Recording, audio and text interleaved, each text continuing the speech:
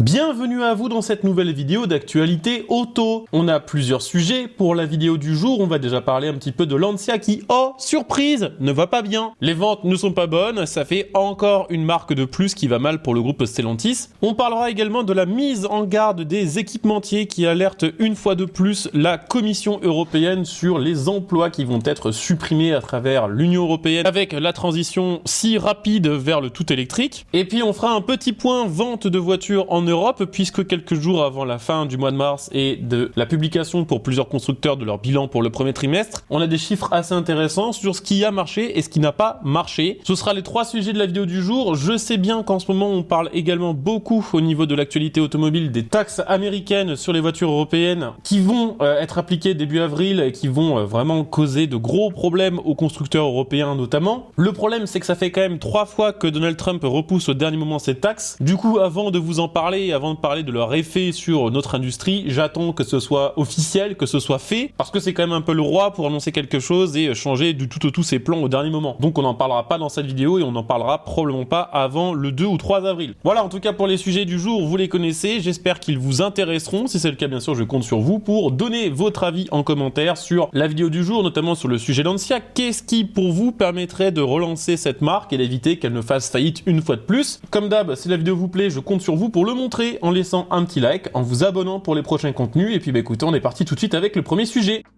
Je vous le disais, on va commencer dans cette vidéo en parlant un petit peu de Lancia. Lancia, c'est une marque qui, historiquement, a quasiment tout le temps été dans la galère. C'est une marque qui n'a jamais vraiment été très rentable. Et c'est une marque qui, depuis sa création, depuis 1906, a quasiment toujours été sous perfusion pour pouvoir ne serait-ce que continuer d'exister. La mauvaise nouvelle, c'est que Lancia est une marque qui appartenait à FCA, qui, on le rappelle, a été fusionnée avec PSA pour former Stellantis. Stellantis a essayé de relancer Lancia avec la nouvelle Y, et le moins que l'on puisse dire, c'est que ça commence, entre guillemets, ça recommence très très mal pour cette nouvelle page de Lancia. Depuis le début, ce projet de relancer la Y sont assez mauvais parce que depuis le début, Stellantis ne s'en donne pas vraiment les moyens, puisque, et il suffit de regarder cette nouvelle Y pour s'en rendre compte, la nouvelle Y, c'est tout simplement une Peugeot 208 rebadgée sur lesquelles on a changé les détails visuels. Elle n'a pas de plateforme dédiée, elle n'a pas non plus de motorisation dédiée. La seule chose sur laquelle a vraiment investi Stellantis au niveau de Lancia, c'est la rénovation de 160 showrooms en Italie. C'était un pas en avant de Stellantis envers l'Italie et son gouvernement, avec qui ça avait été très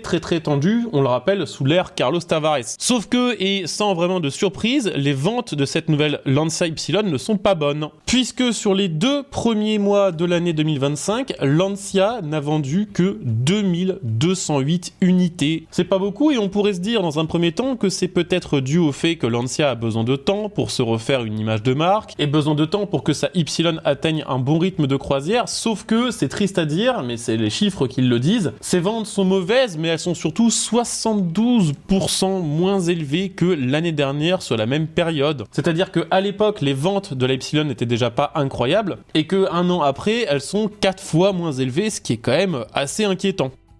Il y a plusieurs raisons à ce flop. Déjà, évidemment, comme on pourrait le penser, l'image de marque de Lancia reste à construire. C'est une marque qui n'est pas si connue que ça. Le fait qu'il y en ait si peu qui soient vendus fait qu'on n'a pas l'habitude d'en voir dans nos rues et que c'est assez difficile de voir à quoi elle ressemble en vrai. Il y a les designs qui ont toujours été... comment dire, étonnant chez Lancia, qui font que c'est des modèles qui sont plus difficiles, plus polarisants, on va dire, qu'une simple Peugeot 208 qui a des lignes un peu passe-partout. C'est aussi la réputation de fiabilité de Lancia. C'est vrai que les anciennes Lancia des années 90-2000, c'était quand même pas fameux. Mais la raison principale de ce flop, ça reste le prix de cette Y. La version hybride commence à 23 900 €, la version full électrique est à 29 000, et ça en ne proposant qu'une autonomie de 403 km WLTP, donc en réalité probablement plutôt aux alentours des 250 à 300. Et surtout, c'est beaucoup plus cher que l'ancienne Lancia Y qui coûtait moins de 20 000 € neuve. Ce qui veut dire que même en version hybride, il faut au moins mettre 4 à 5 000 € de plus que l'ancienne Lancia Y thermique. Pour l'instant, Stellantis n'a pas encore baissé les bras avec Lancia et prévoit d'ici la fin de l'année d'ouvrir encore 70 nouvelles concessions Lancia à travers toute l'Europe en faisant un focus sur la France, l'Espagne, la Belgique, le Luxembourg, les Pays-Bas et l'Allemagne. Il y a d'autres modèles qui sont en préparation. La Gamma en 2025 2026 et la Delta qui doit arriver d'ici 2030. On sait que dans tous les cas, il y a un deal avec Lancia qui fait que la marque va exister au moins jusqu'à 2026, mais on ne sait pas ce que va donner le futur long terme de Lancia. Parce que Stellantis l'a déjà annoncé, ils vont se séparer de leurs marques les moins rentables. Et la séparation avec ces marques pourrait arriver plus tôt que prévu, puisqu'il y a beaucoup de marques qui sont plus dures à faire tourner que prévu pour Stellantis. Bon, c'est vrai qu'il y a quasiment l'intégralité des marques italiennes déjà, un Fiat Alfa, Lancia, c'est compliqué, mais également DS qui ne va pas bien, on en parlait dans une vidéo il y a quelques jours avec une baisse des ventes de 30% sur janvier et février comparé aux 2 premiers mois de l'année 2024, et il y a évidemment aussi Maserati qui est probablement la marque Stellantis qui va le moins bien actuellement. Donc pour satisfaire les actionnaires et les investisseurs, il y a des marques qui vont sauter, et Lancia, si elle ne dégage pas rapidement des bénéfices et si elle ne remonte pas rapidement côté vente, pourrait être une de ces marques revendues par Stellantis. Alors on verra évidemment si l'Ypsilon arrive à redresser la barre, si la Gamma est capable de faire quelques ventes, mais personnellement je pense, et vous pouvez bien sûr me donner votre avis sur le sujet, que Stellantis se sont cramés sous l'ère Carlos Tavares. Maintenant c'est évident pour beaucoup plus de gens qu'avant que Stellantis propose des voitures vendues à des prix premium avec des designs clinquants qui en réalité abritent des mécaniques, de l'électronique et des softwares vraiment pas terribles, et propose en réalité des voitures tout à fait lambda vendues beaucoup trop cher. Ce problème on le retrouve avec Lancia, mais on le retrouve également avec DS ainsi qu'avec le haut de gamme Peugeot. On verra si Stellantis arrive à sortir Lancia du gouffre, affaire à suivre. En tout cas c'est vrai que ça commence plutôt mal.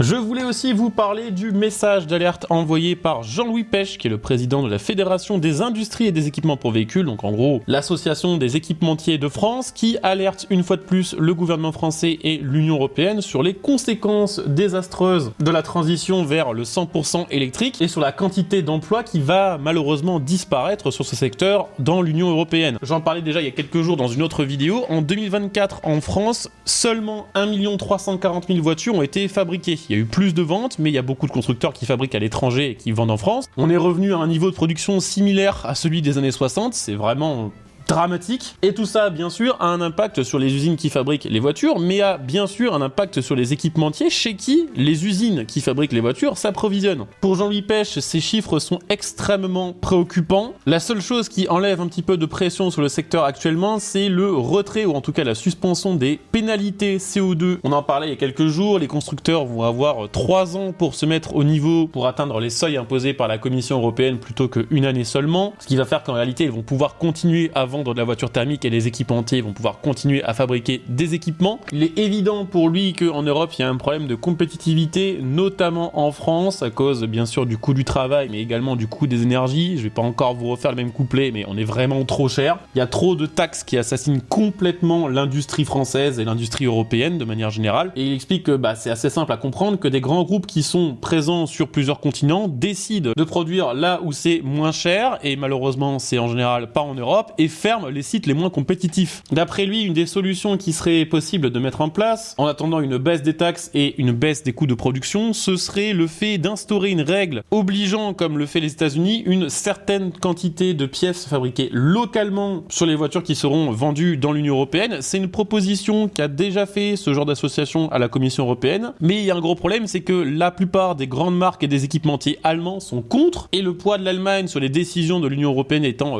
colossal, notamment sur le secteur de l'industrie automobile, que ça ralentit toutes sortes de projets comme celui-ci. Pourquoi les marques allemandes et les équipementiers sont contre ce genre de mesures? Parce que tout simplement, ces marques-là ont énormément investi dans la construction d'usines à l'étranger, notamment en Chine, des usines qui ont coûté très cher, et elles estiment que pour l'instant elles n'ont pas encore été rentabilisées, et que la meilleure manière pour les rentabiliser, c'est de produire des pièces là-bas qui sont ensuite utilisées pour assembler des voitures en Allemagne par exemple. Dans ce même interview qu'il a donné pour le magazine Les Échos, la question lui est posée de savoir si certains équipementiers ne pourraient pas se reconvertir pour fabriquer du matériel pour la défense, le fameux effort de guerre. Il explique que beaucoup d'équipementiers sont en réalité condamnés parce que même si ce sont des usines, le matériel n'est pas le même. L'outil industriel pour produire des amortisseurs, c'est pas le même que pour produire des obus par exemple. Qu'il faudrait être capable d'investir plusieurs millions d'euros pour chaque usine d'un coup pour tout simplement se lancer dans la défense, mais qu'avec la crise du secteur automobile, leur note financière a énormément baissé et qu'avec une note dégradée, il est maintenant quasiment impossible pour ces grands équipementiers d'obtenir des prêts du côté des banques et donc n'ont pas accès à des financements leur permettant d'emprunter à moyen terme et de réorienter leur production. Donc ça sent quand même très mauvais, hein. La situation a l'air d'être quand même bien verrouillée et c'est très difficile à l'heure actuelle d'imaginer une quelconque issue positive pour la plupart des grands équipementiers. Ça va être quand même, on le rappelle, probablement des centaines de milliers d'emplois qui vont disparaître d'ici 5 à 10 ans et tout ça pour le moment malheureusement dans l'indifférence générale. Pour terminer, je voulais faire avec vous un petit point vente en Europe puisqu'on a les données de l'ACEA pour le mois de février et le mois de janvier 2025. En février 2025, 3% de voitures de moins se sont vendues en Europe comparé à février 2024. Bien sûr, comme d'habitude, il y a des pays qui ont pris plus cher que d'autres, hein. L'Allemagne c'est moins 4,6%, l'Italie moins 6%, l'Espagne au contraire c'est plus 8,4%. Il y a quand même une surprise pour ce début d'année 2025, c'est que effectivement les ventes de voitures électriques ont progressé de 28,4% pour atteindre une part de marché en Europe qui est de 15,2%. 15,2% c'est mieux que l'année dernière sur les mêmes périodes, mais on rappelle que pour atteindre normalement les fameux seuils café, il aurait fallu que les constructeurs soient aux alentours des 25. On en est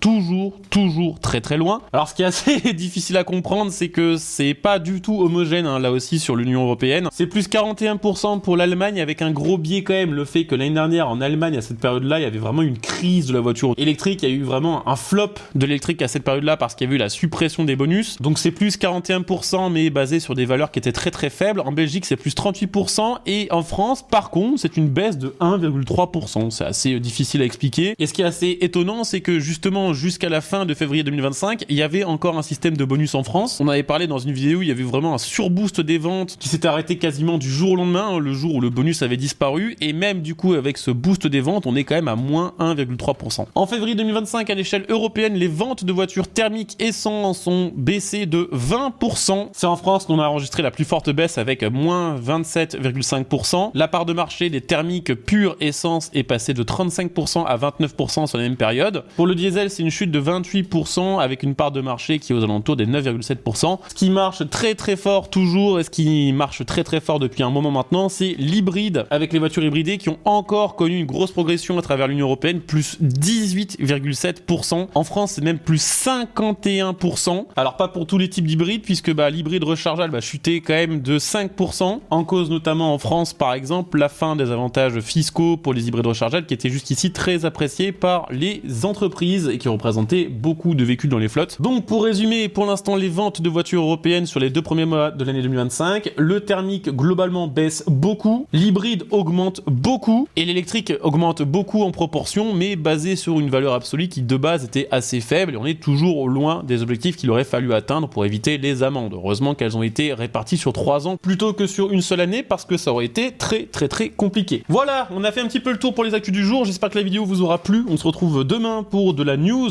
Comme d'hab, si la vidéo vous a plu, je compte sur vous pour le montrer en laissant un like et en vous abonnant et en laissant un petit commentaire. Bonne fin de semaine, ciao.